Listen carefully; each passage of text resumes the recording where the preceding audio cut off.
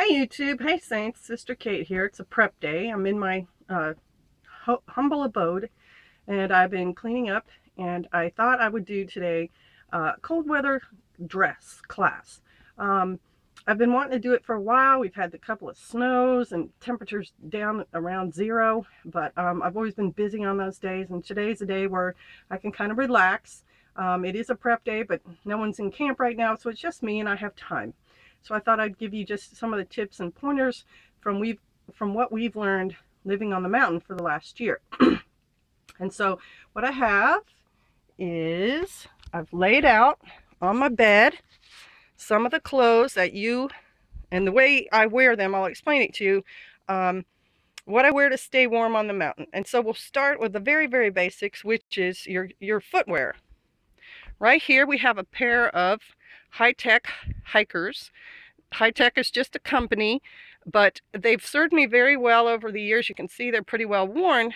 The things I wanted to point out to you about these are they have a thick sole. Very important in cold weather. You need a very thick sole.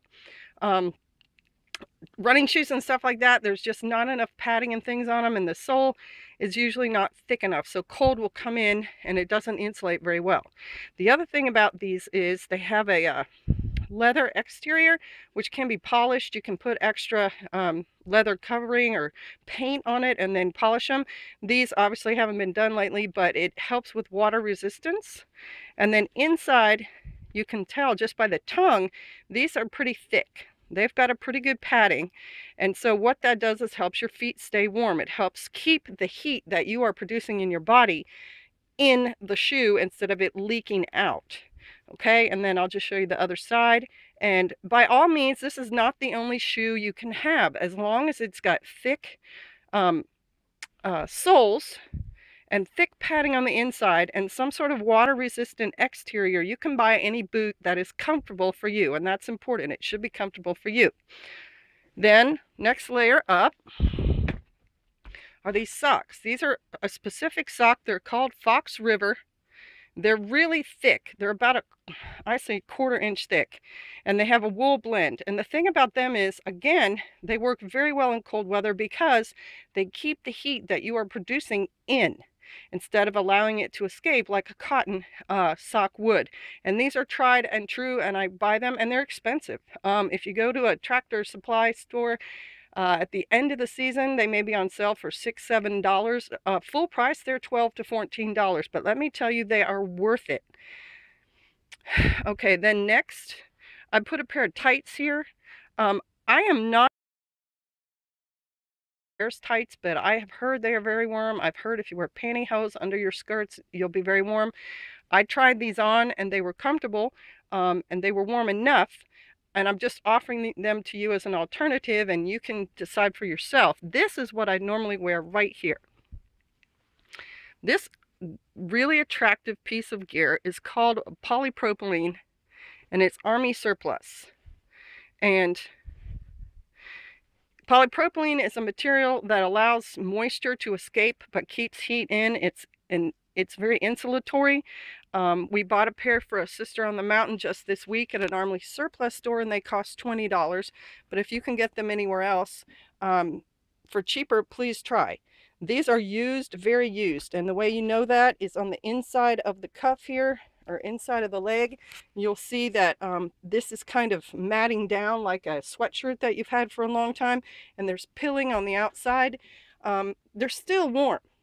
They are obviously used, but they're very warm. And I also am today wearing a top made of polypropylene. It has a zipper at the neck, and it is also very, very warm. And the most effective way to wear these clothing is right next to your skin, because it will, again, keep in the heat that your body is producing.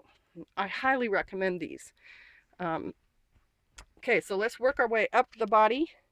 Next, I wear several layers. You've probably heard that to be said. For clothes that you're trying to keep warm, you want to wear layers. And so normally I have a base layer, which is some kind of t-shirt, whatever style you like. This is the one that I put on first. And then underneath, or on top of that, I will have a long sleeve shirt. You can wear long sleeve shirts that are also polypropylene, like I showed you today. I have one on that is. You can wear thin or thick. You can wear, you know, highly technical gear. This one is just a plain $5 long sleeve cotton shirt from Walmart, and I've got 4 of them. I really like them as one of my layers. Then on top of that, I have a sweatshirt, and this one is an Independent hoodie. Independent is a company that does skateboard gear. I didn't buy this because of that. I bought this because it was a very thick hoodie.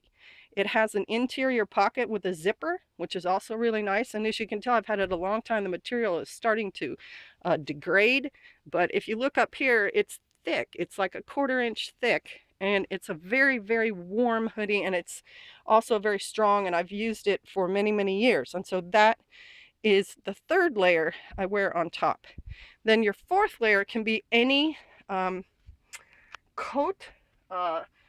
Sometimes I wear other sweatshirts. I have Carhartt coats, and I can show them to you over here just a second. These are the ones I normally end up wearing.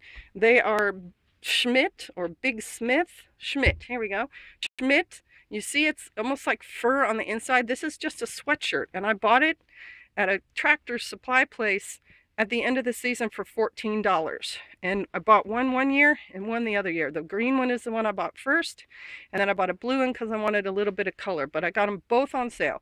And then here's my other farm coat that I wear when it's really moist and cold outside, like snow and things like that. I got the brown color because to me it blended better. It is Carhartt. I don't even know what they cost, probably anywhere from $35 to $70 nowadays, but if you can get one used or on Amazon or Craigslist, it had a liner. It was kind of like sweatshirt on the inside. It's pilled up because I've worn it so much, but it's a rugged, durable coat, and it's great for out the mountain wear and stuff. You can tell it's been hard used, but it's stood up against the test of time as far as being durable. Then once you've got a coat, there are 3 more essentials, at least that I consider essential for outdoor wear, and they are a scarf. It can be any kind of scarf as long as it's bulky. I don't recommend just a bandana. This one is supposed to be an outside scarf. Someone gave it to me. It's really pretty, but it's also very warm, and I wrap it around my neck. If you're really, really cold, wrap it around your neck like when you put on your 2nd shirt, and then put your sweatshirt over top of it. It's got a great insulatory power, and you lose a lot of heat off the back of your neck, and so it will help keep you warm and keep your heat in towards your body, which is where you want it. Okay, then this is just a regular knit cap. This one's dark blue. It's even got a little bit of authenticity. It's got some mulch on it.